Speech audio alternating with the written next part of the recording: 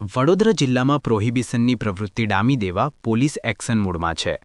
વડોદરા જિલ્લા local crime બ્રાન્ચની મળેલી બાતમીના આધારે ડભોઈ રોડ પર આવેલા પલાસવાડા પાસે પોલીસે વોચ ગોઠવીને વિદેશી દારૂથી ભરેલી એક ટ્રક ઝડપી પાડી છે। બુટલેગરો દ્વારા દારૂ છુપાવવા માટે અવનવી તરકીબો અજમાવવામાં આવતી હોય છે। આ કિસ્સામાં પણ પોલીસની આંખમાં ધૂળ નાખવા માટે ટ્રકમાં મિનિયાની ફાટેલી ખાલી થેલીઓની આડમાં દારૂનો જથ્થો છુપાવવામાં આવ્યો હતો। જો કે એલસીબીની ટીમે ચોક્કસ બાતમીના આધારે ટ્રકને અટકાવી તેની સઘન તલાશી લીધી હતી, જેમાં અંદરથી વિદેશી દારૂની કુલ 480 પેટીઓ મળી આવી હતી, જેની બજાર કિંમત આશરે 23 લાખ રૂપિયા થાય છે। આ મામલે પોલીસે ટ્રક ચાલક રાહુલકુમાર જાદવની ધરપકડ કરી છે।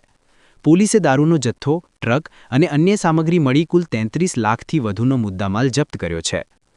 ડભોઈ પોલીસ મથકે પ્રોહિબિશન એક્ટ મુજબ ગુનો નોંધી આ દારૂના કન્સાઇનમેન્ટ પાછળ કયા મોટા માથાની સંડોવણી છે તેની તપાસ શરૂ કરવામાં આવી છે। Asha news Gujarati, bureau report, Vadodara.